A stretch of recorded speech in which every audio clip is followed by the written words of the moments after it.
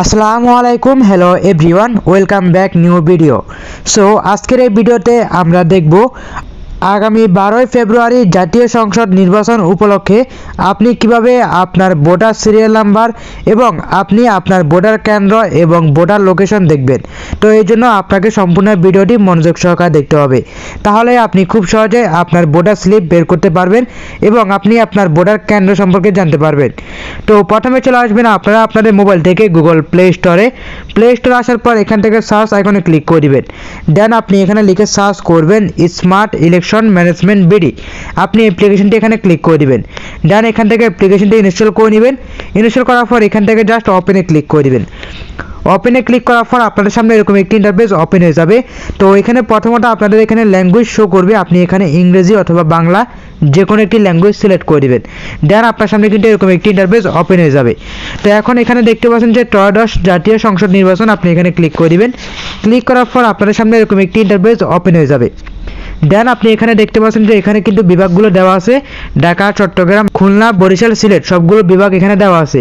তো আপনি চাইলে এখানে যে কোনো বিভাগের আপনি এখান থেকে আপনি যে বিভাগে থাকেন সেই বিভাগের আপনি এটা সিলেক্ট করে আপনি এখান থেকে বিস্তারিত যে অপশন লেখা আছে আপনি এখানে ক্লিক করে আপনার এনআইডি এবং জন্ম নিবন্ধন দিয়ে আপনি আপনার ভোটার আইডি যাচাই করতে পারেন। অথবা আপনি কিন্তু চাইলে এখানে যে সহজ মাধ্যম যেটা সেটা হচ্ছে আপনি ভোট কেন্দ্র খুঁজুন, এখানে ক্লিক করে দিবেন। এই যে ভোট কেন্দ্র খুঁজুন এখানে ক্লিক করে দিবেন। ক্লিক করার পর এখানে আপনার এনআইডি নাম্বার দিয়ে দিবেন এবং আপনার জন্ম তারিখ লিখে দিবেন। তাহলে হচ্ছে এখানে আপনার ভোটার ক্রমিক নং এবং ভোটার সিরিয়াল নাম্বার এবং আপনার ভোট কেন্দ্রের নাম এবং ঠিকানা সব কিছু এখানে চলে আসবে। তো আমরা এখানে এনআইডি নাম্বার দিয়ে দিলাম, এরপর এখানে জন্ম তারিখে ক্লিক করে দিব। দেন এখান থেকে আমাদের যে জন্ম সালটি আছে সেটা আমরা এখান থেকে সিলেক্ট করে দিব এবং এখান থেকে আমরা মাস এবং এখান থেকে দিনটা সিলেক্ট করে দিব। তো এখান থেকে সব কিছু সিলেক্ট করার পর এখানে ওকেতে ক্লিক করে দেবো। ওকেতে ক্লিক করার পর এখানে নিচে দেখতে পাচ্ছেন যে সার্চ আইকন, আপনি এখানে সার্চে ক্লিক করে দিবেন। সার্চে ক্লিক করার পর এখান থেকে কিন্তু আপনি সব কিছু দেখতে পারবেন। দেখতে পাচ্ছেন এখানে কিন্তু আমরা কিন্তু এখানে এ টু জেড সব কিছু দেখতে পারতেছি। তো এখানে কিন্তু দেওয়া আছে যে আপনার ভোটার নাম্বার এখানে দেওয়া আছে এবং আপনার ভোটার ক্রমিক নাম্বার দেওয়া আছে। এরপর হচ্ছে আপনার কেন্দ্র কোথায় আপনার সেটাও দেওয়া আছে। এরপর আপনার কেন্দ্রের ঠিকানা সেটাও দেওয়া আছে। তো এখানে এ টু জেড সব কিছু দেওয়া আছে। শুধু তাই নয়, এখানে কিন্তু লোকেশনও দেওয়া আছে। তো আপনি লোকেশন দেখার জন্য আপনি যে দিক নির্দেশনা লেখা আছে আপনি এখানে ক্লিক করে দিবেন।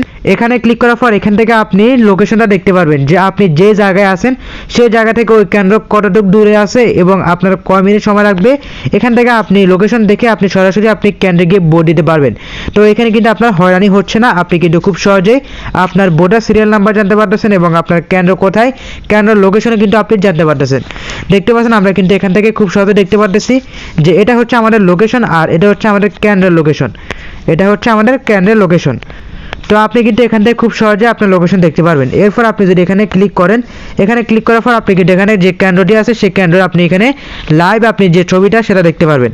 তো এখানে দেখতে পাচ্ছেন আমাদের যে কেন্দ্রটি সেই কেন্দ্রের ছবি কিন্তু আমরা দেখতে পাচ্ছি। এই কেন্দ্র হচ্ছে আমাদের এখানে ভোট হবে। তো আমরা হচ্ছে এখান থেকে কিন্তু সব কিছু দেখতে পাচ্ছি। তো আপনিও কিন্তু চাইলে আপনার কেন্দ্রের লোকেশন আপনি এখান থেকে খুব সহজে দেখতে পারেন।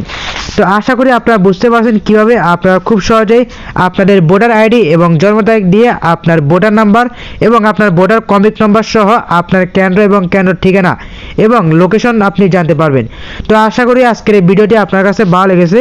ভিডিওটি ভালো লেগে থাকলে অবশ্যই লাইক, কমেন্ট এবং বন্ধুদের মাঝে ভিডিওটি শেয়ার করে দিবেন। সবাই ভালো থাকবেন, সুস্থ থাকবেন। ধন্যবাদ সবাইকে।